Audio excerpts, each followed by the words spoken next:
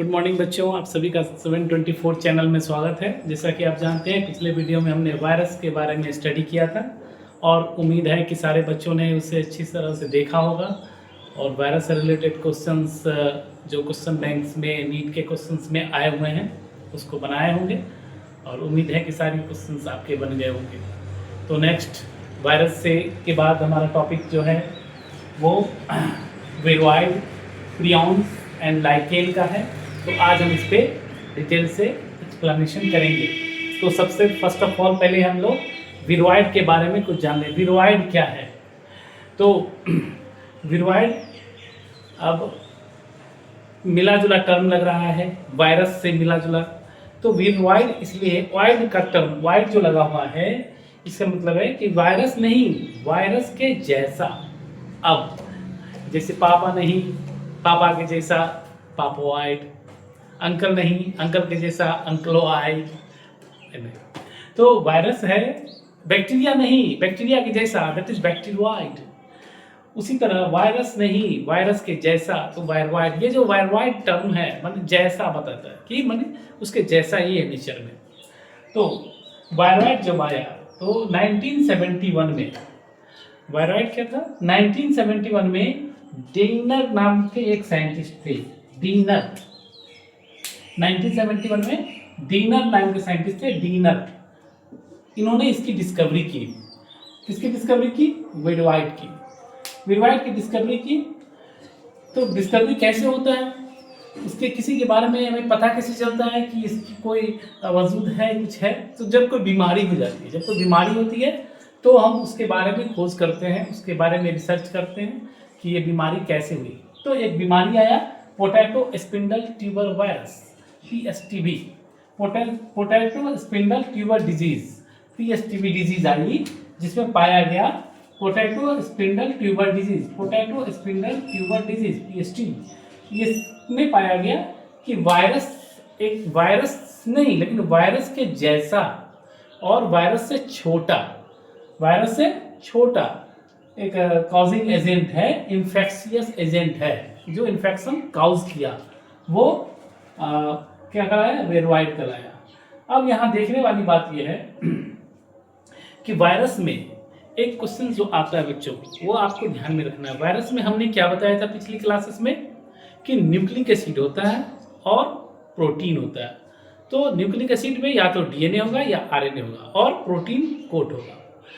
अब वायरस जो है सो बीमारी पैदा करता है, इन्फेक्शन पैदा करता है, डिजीज पैदा करता है किसी होस्ट सेल में जब जाता है। तो होस्ट सेल का मतलब है किसी लिविंग सेल में अगर जाएगा तो वहाँ अपना मशीनरी, अपना मैकेनिज्म चलाएगा और उसी के होस्ट सेल के ही मशीनरी को यूज़ करेगा, उसके सेल के ही न्यूट्रिशन को यूज़ करेगा और अपना मल्टीप्लिकेशन करेगा। ठीक उसी तरह अगर कोई ऐसा गेस्ट आ जाए हमारे घर में जो खाए भी है मेरा, पिए भी मेरा, सब कुछ मेरा और हमें ही अंदर अंदर दीमक की तरह काटता चला जाए, तो हम उसे वायरस कह सकते हैं कि एक वायरस है जो आ गया है।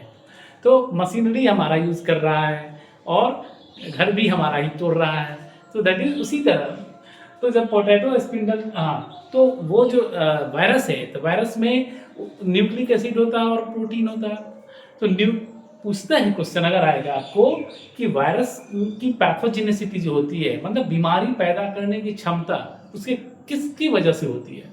ऑप्शन रहेगा न्यूक्लिक एसिड, दूसरा प्रोटीन, तीसरा nucleic acid plus protein, all या नन ऑफ देम। तो हम ऑप्शन लगाएंगे न्यूक्लिक एसिड। तो nucleic acid is the only responsible for the disease causing by virus और वीरोइड। तो वीरोइड में क्या है कि नेक्स्ट पॉइंट हम लोग देखेंगे, वीरोइड के बारे में बता रहा है हैविंग फ्री RNA। वायरॉइड में फ्री RNA होता है और प्रोटीन कोट इसमें नहीं होता है, लैक ऑफ प्रोटीन कोट। इसकी वजह से प्रोटीन कोट नहीं होता है, जिसकी वजह से हम इसको वीरोइड नाम दिए। वायरस नहीं लेकिन वायरस के जैसा ही है, उससे छोटा है और RNA है और इसका प्रोटीन कोट इसमें नहीं है, तो उनको क्या नाम दिया? वायरस नहीं, वीरोइड। नेक्स्ट हम आते हैं RNA जो है, इस वायरॉइड में जो RNA है वो लो मॉलिक्यूलर वेट क्या है? कैसा है बच्चों? Low molecular weight. इसका मॉलिक्यूलर वेट कम है। अब हमने एक यहाँ टर्म लिखा है न्यूक्लियोटाइड। न्यूक्लियोटाइड बच्चों जान लो क्या है, बस छोटी सी चीज है, और अगर समझ लोगे, याद रहेगा, और वीडियो से समझ लोगे तो आपको आगे जेनेटिक्स पढ़ने में दिक्कत नहीं होगी। न्यूक्लियोटाइड का मतलब होता है कि आरएनए या डीएनए, न्यूक्लिक एसिड जो होते हैं, न्यूक्लिक एसिड आपके जो आरएनए या डीएनए जो होते हैं, वो न्यूक्लिक एसिड बने होते हैं न्यूक्लियोटाइड से। किससे बने होते हैं? न्यूक्लियोटाइड से। न्यूक्लियोटाइड का मतलब होता है इसमें sugar base phosphate, sugar plus base plus phosphate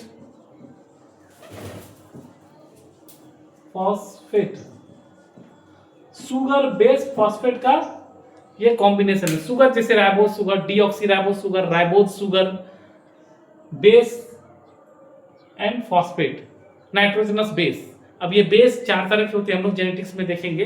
base होता है एडेनिन, ग्वानिन, थाइमिन, पायरिमिडिन, माने प्यूरिन एंड पायरिमिडिन। तो शुगर बेस फॉस्फेट, इस तीनों के मिलने से एक न्यूक्लियोटाइड बनता है, और बहुत सारे न्यूक्लियोटाइड मिलके न्यूक्लिक एसिड बनाते हैं। ऐसे समझ लो कि जैसे मोती है, तो मोती के साथ एक माला है, मोती की माला है, तो हम लोग क्या करते हैं बच्चों, एक एक मोती गूंथ के माला तैयार हो जाता है। उसी तरह एक एक न्यूक्लियोटाइड जुट के क्या होता है, न्यूक्लिक एसिड का फॉर्मेशन होता है। तो वही न्यूक्लियोटाइड, तो कितने न्यूक्लियोटाइड, हम यहाँ बात कर रहे हैं विरवाइड की। तो विरवाइड जो है लो मॉलिक्यूलर वेट है, तो इसमें न्यूक्लियोटाइड ज्यादा होंगे कि कम होंगे? ओबियसली बच्चों कम होंगे, क्योंकि जब लो मॉलिक्यूलर वेट है तो न्यूक्लियोटाइड की संख्या कम होगी। कितने होंगे, अगर ये हमें प्रश्न आ गया, अगर क्वेश्चन में कंपटीशन है, पूछ सकता है, तो आप लोग बी प्रिपेयर, तैयार रहिए। कुछ भी पूछेगा, हमारे इस रेल सर के द्वारा बताए हुए जो पॉइंट्स हैं वो याद रखेंगे, एकदम क्रैक कर जाएगा। आप लोग एकदम टेंशन मत लीजिए, क्योंकि RNA is low molecular weight, तो कितने हैं, 250 से 370 न्यूक्लियोटाइड, 250 to 317 न्यूक्लियोटाइड उसमें पाए जाते हैं विरवाइड के। ये आपके एनसीईआरटी बुक में नहीं है, लेकिन आपको जानना चाहिए। नेक्स्ट, अब तो विरवाइड है, तो विरवाइड ने क्या किया, बीमारी पैदा किया। तो बीमारी जो पैदा किया, या कोई भी ऑर्गेनिज्म बीमारी पैदा करता है, डिजीज पैदा करता है, चाहे वो प्लांट में हो या फिर एनिमल्स में, तो हम उसको किस हेडिंग में पढ़ते हैं? पैथोजेनेसिटी। पैथोजेनेसिटी मतलब पैथोजेनेसिटी, ये बीमारी क्या क्या पैदा कर सकता है। तो इसमें सबसे फर्स्ट ऑफ ऑल, जैसे हम लोग यहाँ देखें, PST, potato spindle tuber viroid, PST याद रहेगा बच्चों, पीएसटी ये आपको कॉमन, ये जरूरी है, इंपॉर्टेंट है, पोटैटो स्पिंडल ट्यूबर विरवाइड। उसी तरह कुछ और हम नाम देख लेते हैं, हो सकता है कहीं एग्जाम्स में आ जाए। ये तो सारे बच्चे देखे ही रहेंगे जो एनसीईआरटी पढ़ेंगे, और कुछ अगर एक्स्ट्रा अगर आ जाए तो इनमें से ये आ सकते हैं, साइट्रस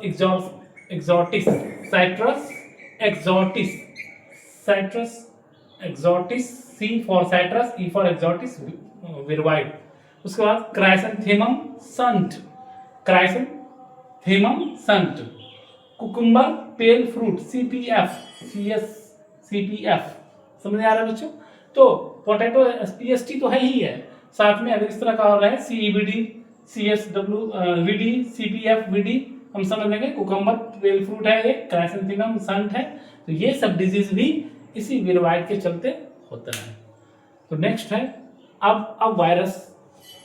तो वायरस हमने बताया कि किसी दूसरे होस्ट सेल में आ जाता है और वहाँ अपना मल्टीप्लिकेशन शुरू करता है, वहाँ अपना ग्रो करता है। तो मल्टीप्लिकेशन जो होगा तो कैसे होगा, तो वायरस जो है, वायरस का मल्टीप्लिकेशन किससे होगा? ओबियसली आरएनए या डीएनए जो भी है उसका होगा। तो रिप्लिकेशन एक टर्म है बच्चों, रिप्लिकेशन मतलब क्या होता है? कॉपी बनाना, रिप्लिका करना, रिप्लिकेशन। ये जेनेटिक्स का बहुत इंपॉर्टेंट टॉपिक होगा, ये जो हम जेनेटिक्स में पढ़ेंगे, रिप्लिकेशन, ट्रांसडक्शन, ये सब से पढ़ेंगे। तो रिप्लिकेशन पहले हम यहाँ पढ़ लेते हैं। रिप्लिकेशन का मतलब है अपने जैसा कॉपी बनाना, यानी आरएनए अगर है, इस विरवाइड में क्या है? आरएनए है, न्यूक्लिक एसिड क्या है? आरएनए है। तो आरएनए से आरएनए बनना, दैट इज रिप्लिकेशन। तो आरएनए से आरएनए विरवाइड में दो तरह मोड से बन सकता है। तो दो मोड से बनता है। तो एक मोड यहाँ लिखा हुआ है बच्चों, first DNA dependent are replication. DNA dependent replication, DNA dependent. अब देखिए क्या मतलब हुआ, सिंपल सा, सिर्फ ध्यान में रखना है बच्चों, समझ लेना है, समझ लेने के बाद याद करना बिल्कुल आसान है। तो DNA dependent replication, viroid DNA, sorry viroid RNA, viroid का ये वायरवाइड का आरएनए है, हमें आरएनए से क्या बनाना है, आरएनए रिप्लिकेशन करना है, वायरवाइड आरएनए। और ये क्या देख रहे हैं, आरएनए से यहाँ डीएनए बन गया। तो इसलिए यहाँ पर एक एंजाइम है रिवर्स ट्रांसक्रिप्टेज। ये बच्चों याद रखना है, बहुत ही इंपॉर्टेंट है, कंपटीशन पॉइंट ऑफ इंटरव्यू से। रिवर्स ट्रांसक्रिप्टेज, रिवर्स मतलब उल्टा, रिवर्स मतलब उल्टा। ये जो एंजाइम से ये क्या करता है, आरएनए से आरएनए बना के डीएनए बना देता है। रिवर्स ट्रांसक्रिप्टेज आरएनए से डीएनए बना देता है, रिवर्स ट्रांसक्रिप्टेज। और इसके बारे में डिटेल हम लोग जेनेटिक्स में पढ़ेंगे, लेकिन यहाँ आपको याद रखना है वायरवाइड आरएनए से डीएनए बना, किसके थ्रू, रिवर्स ट्रांसक्रिप्टेज एंजाइम के थ्रू, और डीएनए से फिर बना आरएनए, वायरवाइड आरएनए। तो एक प्रोसेस ये हो गया। दूसरा होता है RNA dependent replication, RNA dependent replication. तो इसमें वायरल डीएनए है, जैसे देख रहे हैं वायरवाइड आरएनए है, सॉरी वायरवाइड आरएनए, फिर वायरवाइड आरएनए में कन्वर्ट हो गया, रिप्लिकेट हो गया, किसके एंजाइम्स की वजह से, कोई एंजाइम तो होगा ही, तो that is RNA polymerase, RNA polymerase के वजह से। तो आरएनए पॉलीमरेज ने विरवाइड आरएनए बना लिया। ठीक है, तो इतनी सारी बातें बच्चों विरवाइड में हमें याद रखना था। विरवाइड क्या है, विरवाइड लो मॉलिक्यूलर वेट वाला, लो मॉलिक्यूलर वेट आरएनए वाला क्या है, एक इन्फेक्शियस एजेंट है जिसकी कॉज डाइनर ने की थी। ये पीएसटी डिजीज पैदा करता है। आरएनए इसका लो मॉलिक्यूलर वेट होता है, जो कि 250 से 370 न्यूक्लियोटाइड होते हैं इसमें। ये potato spindle tuber viroid disease cause करता है। नेक्स्ट आते हैं हम लोग प्रियॉन्स पे। What is the prions? Prions के बारे में बच्चों ज़्यादा नहीं जानना है, लेकिन फिर भी इसका एक डिजीज जो है बहुत ज़्यादा पूछता है, वही आता है प्रियॉन्स क्या है। ये ज़्यादा डिटेल्स में आपसे नहीं आएगा, लेकिन डिजीज जो मैड काउ डिजीज है, कैटल में होता है, गाय बछड़ों में होता है, वो ज़्यादातर आता है प्रियॉन्स से रिलेटेड। तो प्रियॉन्स में हम समझेंगे ये है क्या, तो ये एबनॉर्मली फोल्डेड प्रोटीन है। ये क्या है, एबनॉर्मली फोल्डेड प्रोटीन। प्रोटीन के स्ट्रक्चर में हम लोग पढ़ेंगे, तो जब प्रोटीन के स्ट्रक्चर पढ़ेंगे बायोकेमिस्ट्री में, तो उसमें क्या देखेंगे कि इसका फोल्डिंग होता है, primary folding, secondary, tertiary protein. तो उन सबों में क्या होता है कि इसकी फोल्डिंग होती है। फोल्डिंग के आधार पे टाइप्स ऑफ प्रोटीन होते हैं। तो जब फोल्डिंग एक रेगुलर पैटर्न में हो, एक फिक्स पैटर्न में हो, तो ठीक है, लेकिन अगर इरेगुलर हो जाए तो एबनॉर्मली, तो उस तरह का प्रोटीन जो है प्रियॉन कहलाता है, एबनॉर्मली फोल्डेड प्रोटीन। याद रखोगे बच्चों।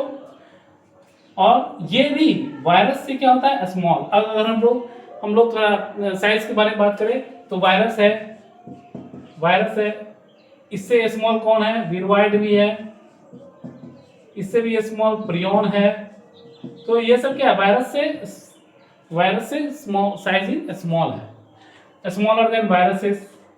अब जो डिजीज है उसका नाम है bovine spongiform encephalopathy, BSE, bovine spongiform encephalopathy.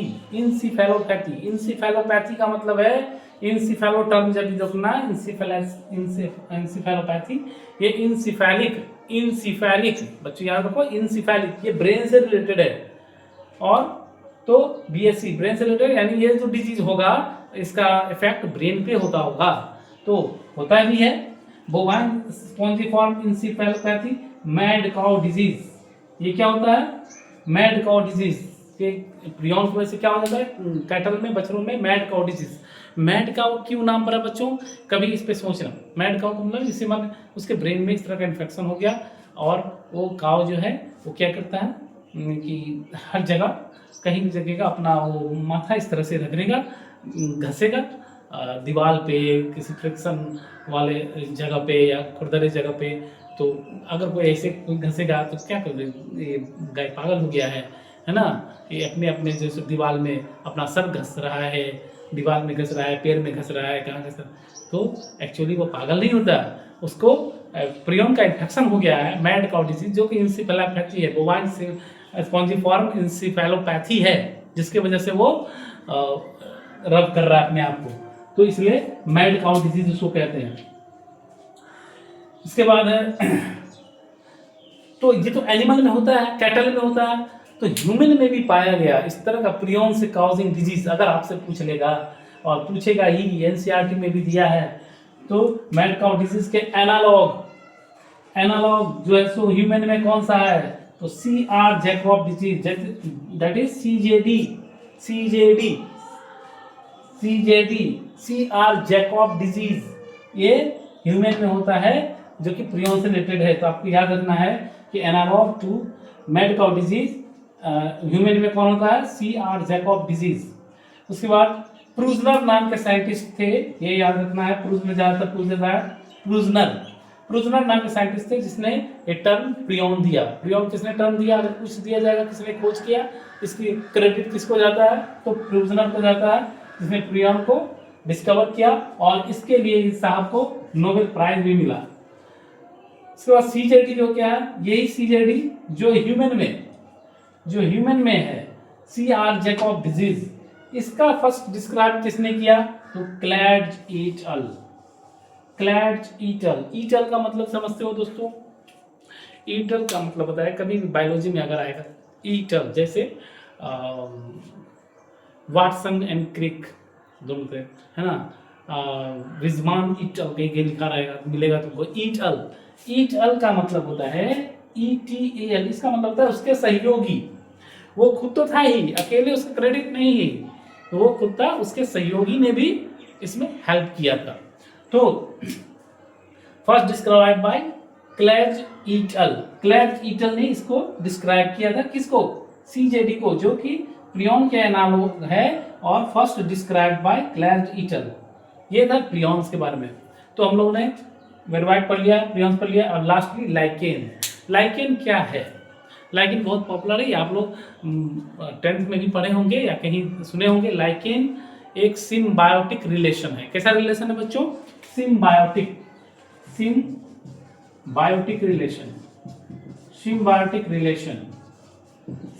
Relation किसको कहेंगे, सिम्बायोटिक रिलेशन ऐसा रिलेशन दो एनिमल्स के बीच, या एनिमल्स हो, प्लांट्स हो, कुछ भी हो, उसके बीच ऐसा रिलेशन जिस रिलेशन में दोनों को फायदा हो, उसको कहते हैं सिम्बायोटिक। और कोई आगे गेस्ट मेरे यहाँ मेरा ही खा रहा है, मेरा ही पी रहा है, मेरा नुकसान कर रहा है, तो क्या सिम्बायोटिक होगा, नहीं होगा, क्योंकि वो मेरा नुकसान नहीं कर रहा है, मेरा लॉस कर रहा है। हाँ, अगर उसके आने से मुझे फायदा हो, उसको भी हमसे फायदा हो, तो हम दोनों में सिम्बायोटिक रिलेशन होगा। तो सिम्बायोटिक रिलेशन उसको कहते हैं, या म्यूचुअलिज्म भी कहते हैं, कहीं कहीं आप देखिएगा म्यूचुअलिज्म। तो सिम्बायोटिक रिलेशन जिसमें दोनों मेंबर्स को फायदा हो। तो लाइकेन किसके बीच का रिलेशन है, तो लाइकेन जो है वो एल्गी एंड फंजाई इसका रिलेशन है। उसमें जो मेंबर होगा एल्गी, इससे पहले बता चुके हैं बच्चों, एल्गी का टर्म रिलेटेड जैसे फाइको से रिलेटेड, फाइकोबायोन्ट, इसका मतलब एल्गी से रिलेटेड है। माइकोबायोन्ट फंजाई से रिलेटेड है। तो जो लाइकेन में जो एल्गी पार्टनर है उसको क्या कहते हैं, फाइकोबायोन्ट। फंगाई में जो है उसको कहते हैं माइकोबायोन्ट। ऐसे भी याद रहेगा, mycology is the study about fungi, phycology is the study about algae. ठीक है, तो एल्गी और फंगाई के बीच क्या फायदा होगा दोनों को।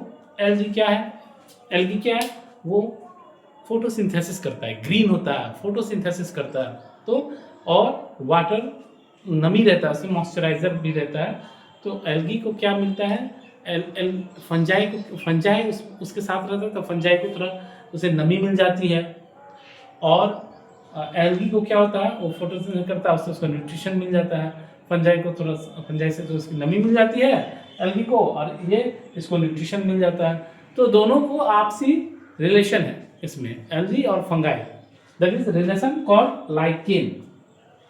और लाइकेन का ये जो इतना सेंसिटिव रिलेशन होता है, ये आपके पॉल्यूशन इंडिकेटर में एक इंडिकेटर की तरह वर्क करता है, पॉल्यूशन इंडिकेटर। क्योंकि लाइकेन अगर कहीं है और उस इलाके में अगर पॉल्यूशन का लेवल एक बढ़ गया तो इसका जो है सो ग्रे हो जाता है, इसका क्या कहते हैं वो डैमेज होना शुरू होता है, ऐसा कलर चेंजिंग हो जाता है, इसका जो हैबिटेट है वो चेंज होने लगता है। तो एक मार्कर की तरह काम करता है कि यहाँ का पॉल्यूशन लेवल क्या है, इसलिए हमने लिखा है गुड पॉल्यूशन इंडिकेटर। कौन होता है? लाइकेन। ठीक है बच्चों, तो लाइकेन्स के बारे में इतना नहीं है कि एक सिम्बायोटिक रिलेशनशिप है, किसके बीच है? एल्गी एंड फंजाई के बीच है। Algae partner is called phycobiont and fungi partner is called माइकोबायोन्ट।